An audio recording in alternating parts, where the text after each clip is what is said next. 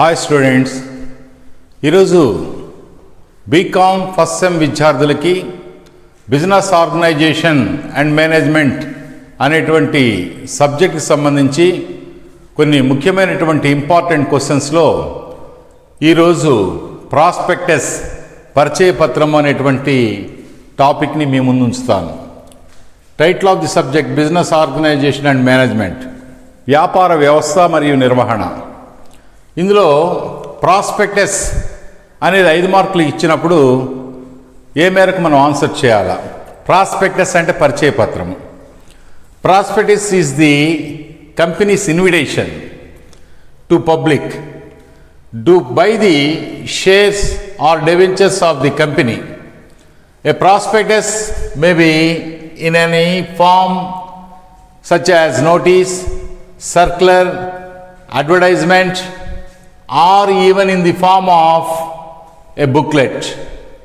A prospectus is a statement issued by the company to explaining the silent futures and the prospectus of the company, thereby persuading public to purchase its shares or debentures.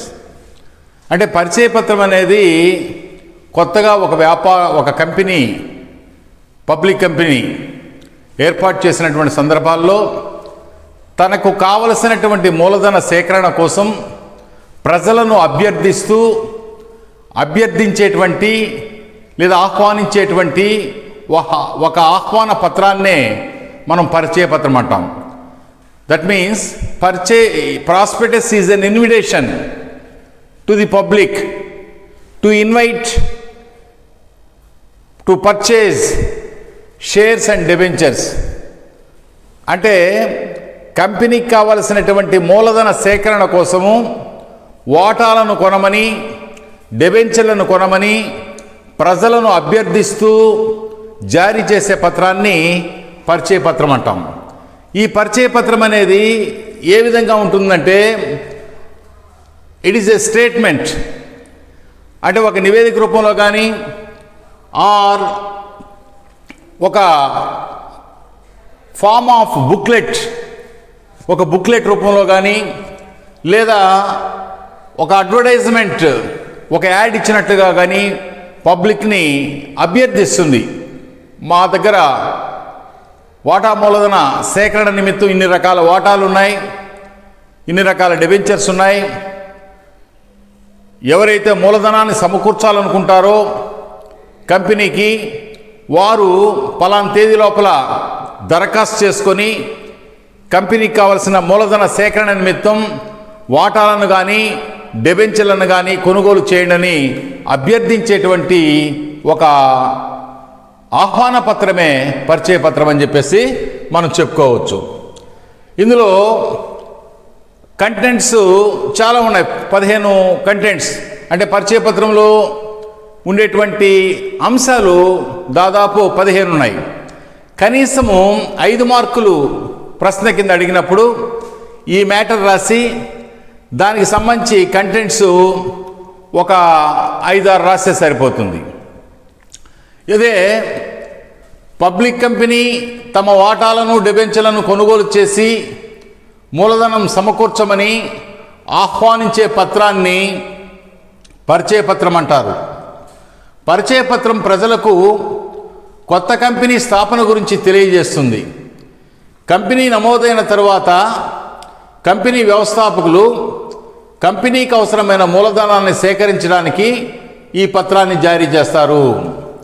అంటే private కంపెనీలు, public కంపెనీలు రెండు ఉన్నప్పుడు private కంపెనీలు తమకు కావలసిన మూలధన సేకరణకి పరిచయ పత్రాన్ని జారీ చేసే అధికారం లేదు.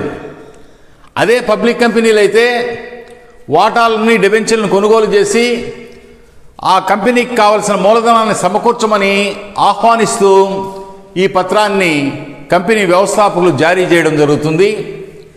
ఈ పత్రం జారీ చేసినటువంటి 120 రోజుల లోపల కంపెనీకి కావలసినటువంటి కనీస చందాని, మినిమం అమౌంట్ని ప్రజల నుంచి ఆ కంపెనీ సేకరించాలా.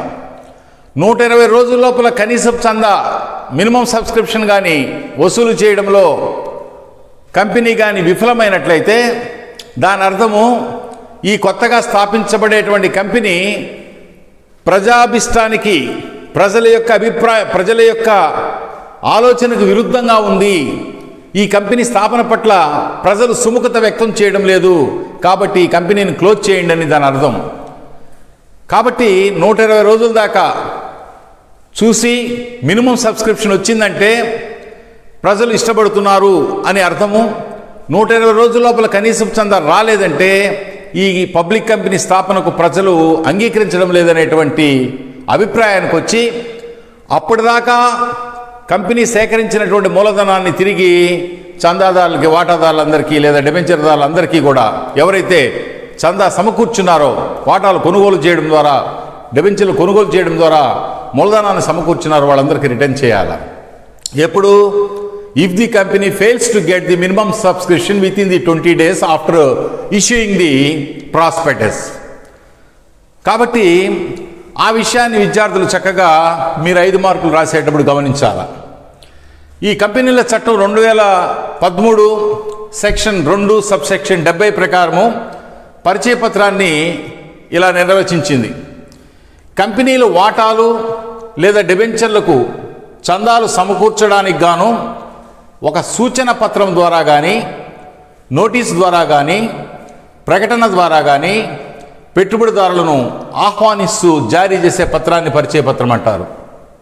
అంటే సెక్షన్ 213 సెక్షన్ కంపెనీల చట్టం సెక్షన్ 2013 సెక్షన్ 70 సబ్సెక్షన్ కంపెనీల చట్టం 2013 సెక్షన్ 2 సబ్సెక్షన్ 70 ప్రకారము కంపెనీకి కావలసినటువంటి మూలధనాన్ని, డిబెంచర్లను లేదా వాటాలను కొనుగోలు చేయడం ద్వారా ప్రజలను సమకూర్చమని ఆహ్వానిస్తూ అభ్యర్థించేటువంటి పత్రమే పరిచయ పత్రము.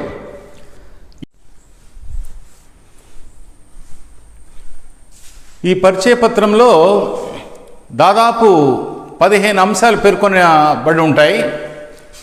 మనం 5 మార్క్స్కి అడిగినప్పుడు జస్ట్ పరిచయ పత్రం అంటే ఏందనేది మ్యాటర్ రాసి అందులో ఉండేటువంటి అంశాలు ఒక 4 పేర్కొంటే సరిపోతుంది. అదే 10 మార్క్స్కి అడిగినటువంటి సందర్భాల్లో ఈ యొక్క పరిచయ పత్రం యొక్క ఇంపార్టెన్స్ని మనము పేర్కొంటూ తర్వాత డెఫినేషన్ రాస్తూ ఆ పిమ్మట ఆ యొక్క పరిచయ పత్రంలో ఉండేటువంటి ఈ 14 అంశాలని మనము అనలైజ్ చేయాల్సి ఉంటుందన్నమాట. ఇప్పుడు ఆ యొక్క పరిచయ పత్రంలో ఏముంటాయి, ఏ అంశాలు పొందుపరచబడి ఉంటాయంటే, నెంబర్ 1 కంపెనీ పేరు, పూర్తి చిరునామా. అంటే company address, where it should be located అనేది కావాలా.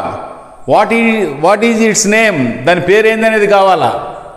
తర్వాత సంస్థాపనా పత్రం మీద సంతకం చేసిన వారి పేర్లు, వృత్తి, నియమాలు, వారు తీసుకున్నటువంటి వాటాల సంఖ్య. అంటే మెమోరాండమ్ ఆఫ్ అసోసియేషన్లో దానిలో ఎంతమంది వ్యక్తులు సంతకం చేస్తున్నారో వాళ్ళ యొక్క అడ్రస్లు, వాళ్ళ పేర్లు, అదే కంపెనీలో వారు తీసుకున్నటువంటి వాటాల సంఖ్య, అవి కూడా మెన్షన్ చేయాలి. ఆ అంశాలు కూడా పరిచయ పత్రంలో ప్రజలకు తెలియజేయాలి. కంపెనీ యొక్క వ్యవస్థాపకులు వీరు, కంపెనీ సంస్థాపనా పత్రంలో వీరందరూ ఉన్నారు, వీరందరూ సంస్థాపనా పత్రంలో సంతకం చేస్తున్నారు. ఈ సంస్థాపనా పత్రంలో సంతకం చేసిన ప్రతి ఒక్కరూ కొద్దో గొప్ప వాటాలు కొనుగోలు చేస్తున్నారు. కాబట్టి don't hesitate to purchase debentures and shares అని చెప్పి ప్రజలను అభ్యర్థించాలి. ప్రజలకు ఒక నమ్మకాన్ని కలిగజేయాలంటే తప్పనిసరిగా పరిచయ పత్రంలో క్లియర్ కట్గా నిజాలన్నీ, వాస్తవాలన్నీ కూడా యథాన్యాయ పరిస్థితిని తెలియజేయాలి. అంటే సంస్థాపనా పత్రంలో, మెమోరాండమ్ ఆఫ్ అసోసియేషన్లో ఎవరైతే సంతకాలు చేస్తున్నారో వాళ్ళంతా కూడా వారి పేర్లు, వారి యొక్క వృత్తి నియమాలు, వారు తీసుకున్న వాటాల సంఖ్య కూడా ఈ యొక్క పరిచయ పత్రంలో పేర్కోవాలి. తర్వాత బోర్డ్ ఆఫ్ డైరెక్టర్లు ఎవరు, వారి పేర్లేంటి, వారి యొక్క అడ్రస్లేంటి, వారు ఏ వృత్తుల్లో ఉన్నారు, ఆ విషయాలు కూడా ఈ యొక్క పరిచయ పత్రంలో పేర్కొనాలి. అంతేకాకుండా వ్యవస్థాపకులు నిర్ణయించిన కనీసపు చందా మొత్తం, అంటే పబ్లిక్ కంపెనీలకు మాత్రమే పరిచయ పత్రాన్ని జారీ చేసే అధికారం ఉంటుంది కాబట్టి పబ్లిక్ కంపెనీలో 7 మంది సభ్యులు చేత ఇది స్థాపించబడుతుంది కాబట్టి ఆ వ్యవస్థాపకులు ఈ యొక్క పరిచయ పత్రంలో కనీసపు చందా విషయము ఇక్కడ పేర్కోవాలి. వ్యవస్థాపకులు నిర్ణయించిన కనీసపు చందా ఎంత, ఇప్పుడు కంపెనీకి కావాల్సినటువంటి ఆథరైజ్డ్ క్యాపిటల్ అధికృత మూలధనము ఇంత అని చెప్పి పేర్కొంటూ దాన్ని సమకూర్చమని ప్రజల్ని రిక్వెస్ట్ చేస్తూ వాటాలు కొనుగోలు చేయడం ద్వారా, డిబెంచర్లను కొనుగోలు చేయడం ద్వారా మూలధనాన్ని సమకూర్చమని అభ్యర్థిస్తూ కంపెనీకి కావాల్సినటువంటి కనీసపు చందా ఎంత అనేది కూడా ఆ మినిమం సబ్స్క్రిప్షన్ని పరిచయ పత్రంలో పేర్కోవాలి. అలాగనే ఏదైనా ఆస్తిని కొనుగోలు చేస్తే కంపెనీ దానికి సంబంధించినటువంటి వివరాలు కూడా తెలియజేయాలి.